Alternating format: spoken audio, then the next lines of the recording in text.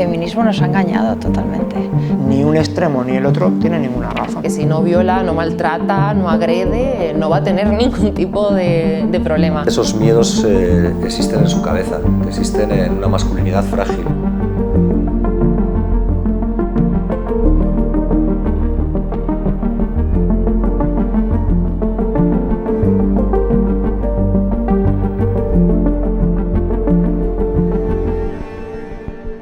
Y bueno, vamos a pasar aquí a leer las preguntitas. Los chicos y chicas salen menos, ligan menos y se relacionan con más miedo y desconfianza. ¿A qué lo atribuye? Bueno, yo creo que también están cambiando los modos de relación, ¿no? Y que las redes sociales ahí juegan también un papel. Bueno, yo creo que nuestra relación con las redes sociales y con la tecnología ha hecho que perdamos la capacidad de relacionarnos en persona.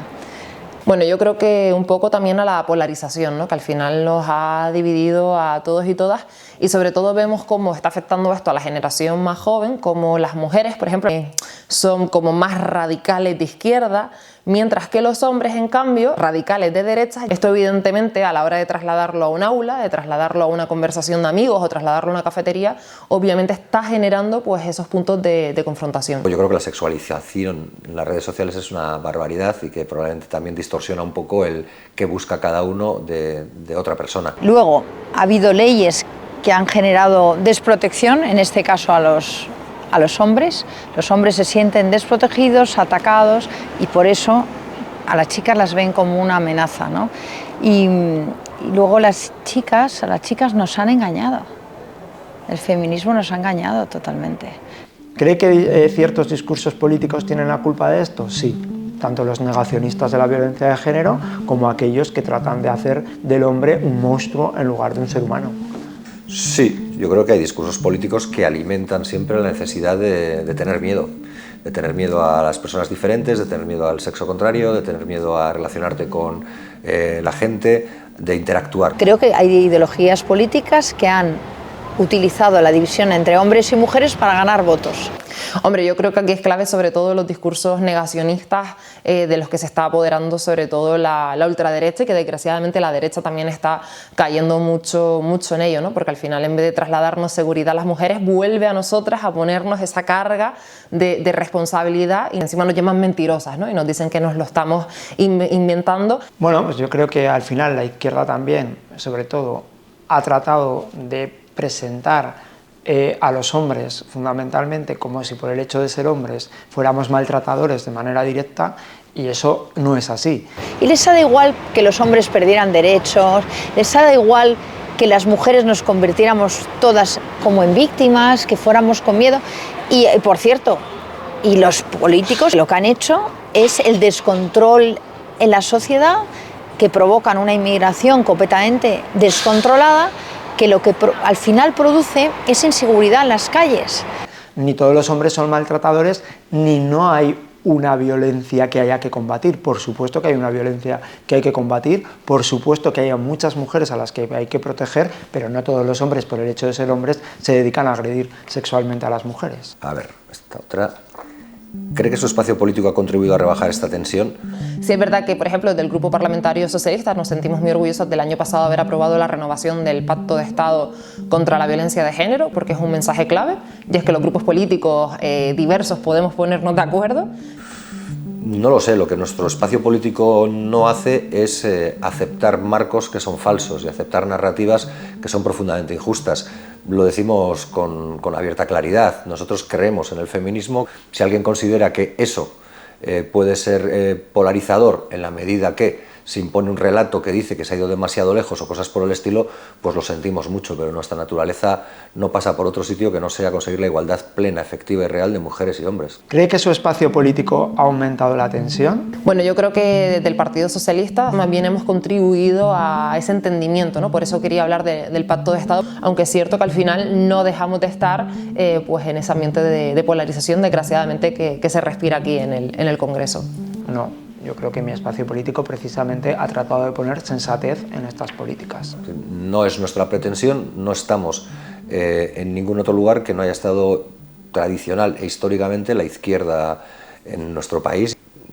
Probablemente haya quien eso le provoque una reacción airada o incluso tensa, pero creemos que lo que hay en esos casos es una involución de pensamiento que nos lleva hacia sociedades más medievales más que hacia sociedades más modernas o avanzadas. Vox ha leído la sociedad, ni rebaja ni aumenta la tensión. La sociedad está en tensión y lo que tenemos que saber es por qué está tensionada. Y Vox entiende esa realidad.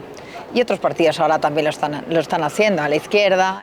¿Qué le diría a una chica que teme sufrir violencia o acoso al conocer a alguien? Esto es muy difícil, pero yo lo que le diría es que no viva con miedo, que el miedo no te conduce a nada. Que al final no se deje llevar por esos mensajes, ¿no? Yo es que no concibo ir con temor a conocer a alguien. Yo creo que el miedo es mal comienzo, ¿no?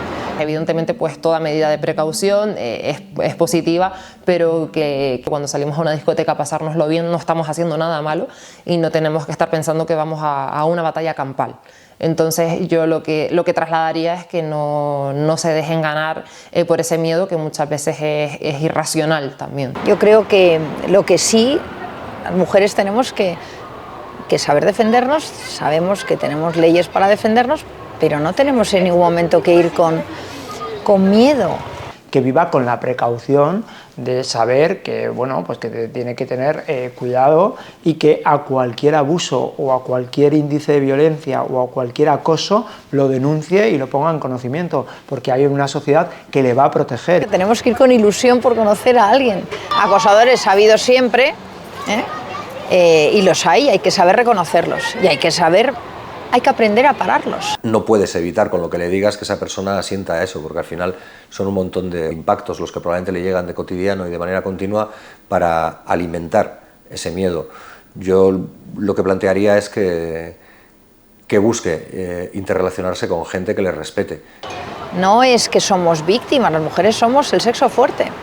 ¿Qué le diría a un chico que teme ser señalado o acusado injustamente? Pues yo le diría que gracias a las políticas de la izquierda los hombres han perdido sus derechos básicos. Que probablemente esos miedos existen en su cabeza, que existen en una masculinidad frágil, que existen en el temor a no entender o a no saber relacionarse con personas de distinto sexo en términos de normalidad. Bueno, pues yo le diría que no se dejara llevar por esos mensajes, que comprobara las estadísticas, cuáles son las estadísticas de denuncias falsas. Si te muestras con respeto hacia otra persona, si entiendes sus límites, seguramente de la misma manera que la otra persona entiende los tuyos, no tienes nada que temer. Pues también que disfrute, es que al final estamos hablando de relaciones que si no viola, no maltrata, no agrede, no va a tener ningún tipo de problema. Que no viva con miedo, porque al final la mayoría de chicas no denuncian falsamente.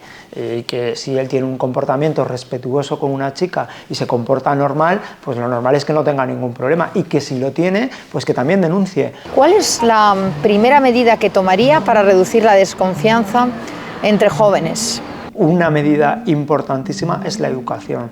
Tenemos que trabajar todavía mucho más en educar en la igualdad. Lo que uno puede elegir es en qué entornos se relaciona. Entonces, a las 7 de la mañana todo el mundo con copas y en un entorno que la gente no es muy consciente, a lo mejor es más arriesgado, ¿no?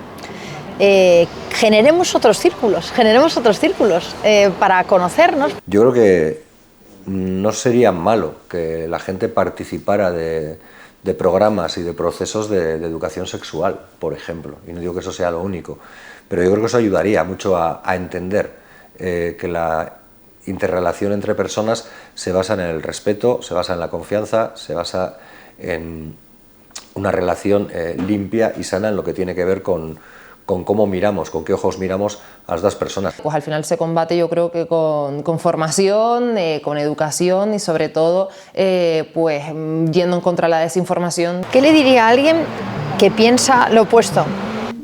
Hombre, pues alguien que piense lo opuesto depende en qué punto lo piense. Yo no estoy en absoluto de acuerdo ni con los negacionistas de la violencia contra la mujer, ni con los que creen que todos los hombres, por el hecho de ser hombres, son potenciales violadores. O sea, ni un extremo ni el otro tiene ninguna razón. Hay que buscar a las evidencias tanto por una parte en el caso de las denuncias, que es positivo que haya denuncias, que al final, aunque obviamente es negativo que haya casos de violencia de género, también es positivo que se estén produciendo esas denuncias, porque al final lo que teníamos antes era que las mujeres no se atrevían a denunciar, y por el contrario, en el caso de esa perspectiva más de los hombres de me van a denunciar, pues que también pues mire las estadísticas y mire cuáles son los casos que se denuncian realmente. Le diría que yo no pienso cambiar de opinión, no porque sea obstinado, sino porque creo que lo que planteo es justo para mí, es justo para mi hijo y mi hija, y es justo para cualquier persona de esta sociedad. O sea, creo que lo único que estoy planteando es que todo el mundo pueda vivir en libertad y en plenitud su propia vida, sin miedo a vivir su vida, sin temor a ser señalado por vivir su vida, desde luego sin riesgos por vivir una vida tal y como la quiere vivir. Que se sienta a tomar un café, que me interesa mucho saber por qué. Tomarme un café y decir, a ver, pero entonces tú, ¿por qué? ¿Y por qué me percibes a mí así? Y esto, ¿cuáles son tus circunstancias que te han hecho también pensar así? Porque yo tengo claro que yo lo que pienso, una parte lo pienso porque lo he razonado y lo he argumentado, y otra parte la he heredado de alguna manera a mis circunstancias. Y ahí es donde tenemos que hacer un análisis de si somos objetivos, porque todos tenemos un entorno que nos marca.